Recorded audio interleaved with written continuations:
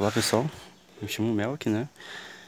E o que a gente vai fazer agora? A gente vai começar com a mecânica.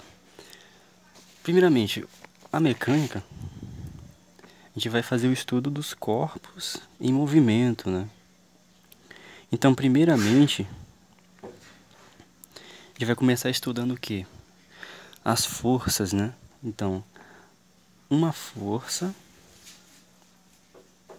é necessária para que eu tenha uma massa a uma certa aceleração. Então, se eu quero acelerar uma massa, eu preciso aplicar uma força nessa massa, né? Nesse corpo que tem massa. Então, imagine que eu tenho aqui um cubo de cimento, algum cubo assim pesado. E aí eu tenho um amiguinho aqui com os braços muito longos e ele quer empurrar esse corpo para que ele se movimente nessa direção aqui. Beleza? Então o que é que ele precisa fazer? Ele tem que aplicar uma força nessa parede aqui, ó, do cubo, para que ele se movimente nesse sentido aqui. Certo?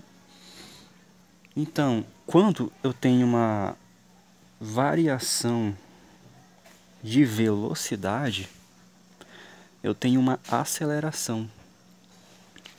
Beleza? Então, se ele continuar empurrando esse bloco aqui, correndo junto com ele vai conseguir acelerar cada vez mais e a velocidade vai variando, né, cada vez mais. Nesse caso, ela vai aumentando, né?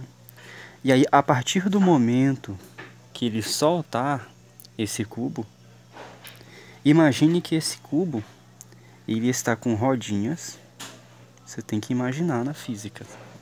Matemática e física tem que ter uma imaginação solta. Então o que é que você vai fazer?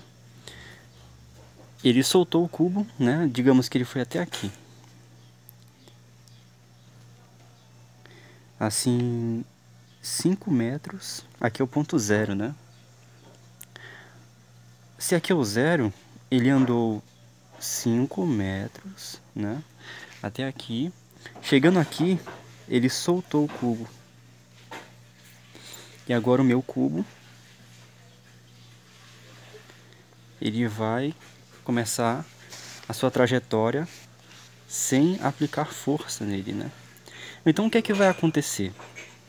Bem, como essas rodas aqui são perfeitas, elas não têm atrito nenhum e nada vai impedir ele, nada vai frear esse cara. Então o que é que vai acontecer? Ele vai continuar o seu movimento, conservando a velocidade que ele ganhou, graças ao nosso amiguinho que empurrou ele.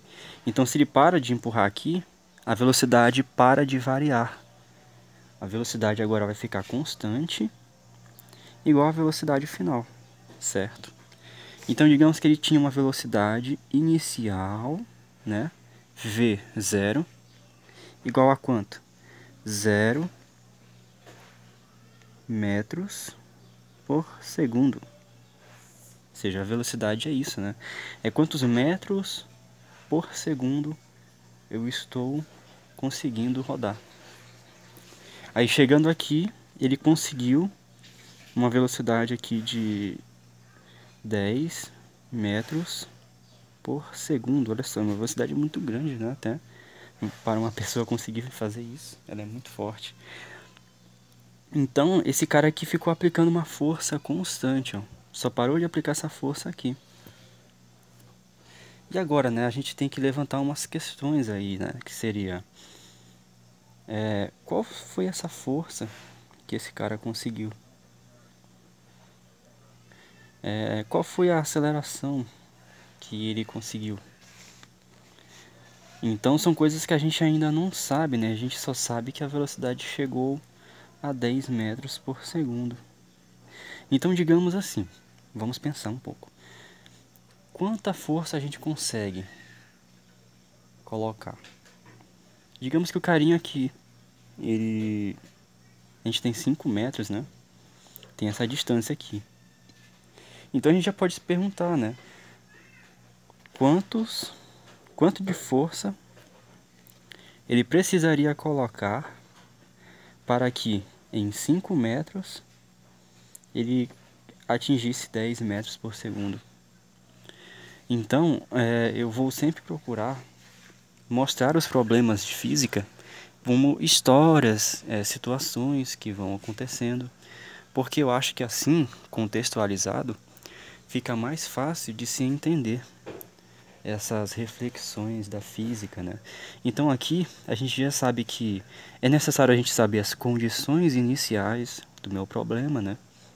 Nesse caso, eu tenho uma força tal aqui, eu tenho a posição inicial, a gente botou um ponto zero aí como referência, né? 0 metros por segundo, começou com o bloco parado. E as condições finais, né?